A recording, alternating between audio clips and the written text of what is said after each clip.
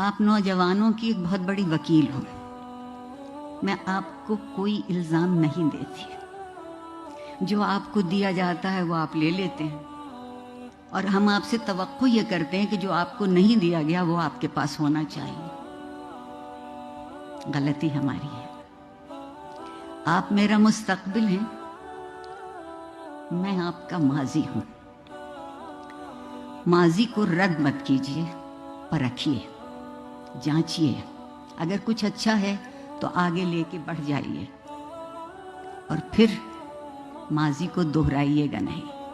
ہم آج تک پچھلے 75-76 برس میں ماضی کو دہرانے کی فکر میں ہیں.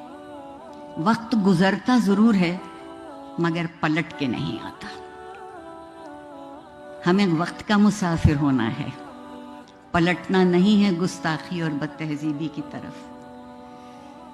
اور ایک بہت لطف کی صورتحال اس وقت موجود ہے کہ بزوم خود جو خود کو بڑا پرہیزگار اور نیک کہتے ہیں، ان کی گفتگو سنیے تو خیال بے آبرو ہوتا ہے. اور وہ جو خود کو ہمارا سربراہ کہتے ہیں، ان کی گفتگو سنیے تو زبان بے آبرو ہوتی ہے. جو خیال اور زبان کی آبرو نہیں رکھ پائے، وہ ایک قومی ریاست کی آبرو کیسے رکھ پائیں گے؟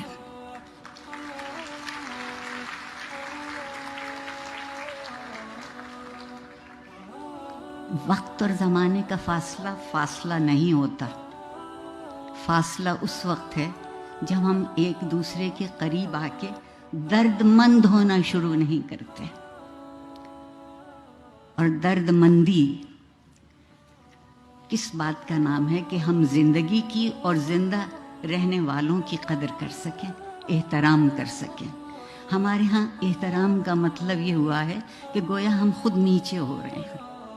عاجزی سے بڑی کوئی خوبی نہیں، اور عاجزی سے بڑی کوئی دولت نہیں. میں آپ سے، لمس کے طالب علموں سے، اور جو تجربہ میرا یہاں رہا ہے، اس بات کی توقع بہت یقینی طور پر کر سکتی ہوں کہ یہ جو درد مندی کی متاع ہے، آپ اس کو تہذیب سے باوضو رکھیں گے. بہت ضروری ہے.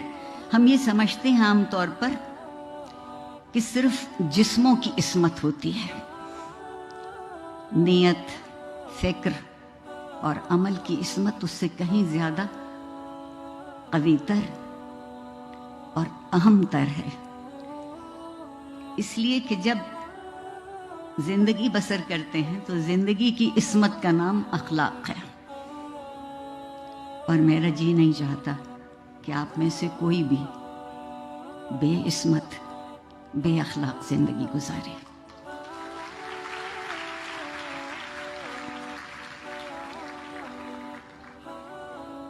جس معاشرے میں تعلیم اخلاقی قدروں کو پس پشت کرنے کے لیے استعمال کی جاتی ہے، میں صرف لمس کی بات نہیں کر رہی. دراصل جو سرکاری ادارے ہیں ان کا مرثیہ پڑھنے کو جی چاہتا ہے، اور اگر اس سے بھی زیادہ کہہ سکوں تو ماتم کرنے کو جی چاہتا ہے کہ ایک خبط الحواس قسم کی نسل ہمارے سامنے لا کے کھڑی کر رہے ہیں، جس سے پیسے تو بے حد وصول کرتے ہیں. ماں باپ کی زندگیاں ان پیسوں کی خاطر نچوڑی جاتی ہیں، اور اس کے بدلے میں انہیں کیا ملتا ہے؟ تعلیم کا کام یہ ہے، درسگاہ کی خوبی یہ ہے کہ وہ کھلی آنکھوں سے خواب دیکھنا سکھائے. جو کھلی آنکھوں سے خواب نہیں دیکھتے، میرے خیال میں ان کو تعبیر بھی کبھی نہیں ملے گی. کبھی معاشرے کی خوبی یہ تھی کہ وہاں قانون کی علمداری ہو اور اخلاق کا قانون بنے، اخلاق کی رعایتیں ہوں. لیکن زوراوری کے ماحول میں قانون صرف جنگل کا رہ جاتا ہے. میرے اور آپ کے لیے کوئی جنگلی کا قانون بقول زہرا نگاہ کے سامنے لے آئے تو بڑی بات ہے. اور جب کبھی بھی کوئی کوئی بھی اپنے آپ کو حرف آخر سمجھنے لگتا ہے تو تعلیم، علم، تہذیب اور اخلاق وہیں مر جاتے ہیں۔ ہم میں سے کوئی حرف آخر نہیں ہے، ہم میں سے ہر کوئی ایک حرف ہے جو دوسرے سے مل کے لفظ بن سکتا ہے۔ آپ لوگ تبدیل کرنا چاہتے ہیں نا، آج کل بہت تبدیلی کا ذکر ہے، اور اگر ہم اس انتظار میں رہے کہ زمانہ بدلے گا، سب بدلیں گے، تو ہم بھی بدل جائیں گے۔ میرا خیال یہ ہے کہ بجائے غم اور غصے کے نڈھال ہونے کے، میں بہت وقت آپ کا نہیں لوں گی، ایک شعر آپ کو سنا کے آپ کے صبر کی اور آپ کی توجہ کی اور آپ کی عنایت کا شکریہ ادا کر کے چلی جاؤں گی۔ اقبال عظیم آبادی صاحب کا شعر ہے کہ بدلنا ہے اگر تو رندوں سے کہو اپنا چلن بدلیں، فقط ساقی بدل جانے سے میں خانہ نہ بدلے گا۔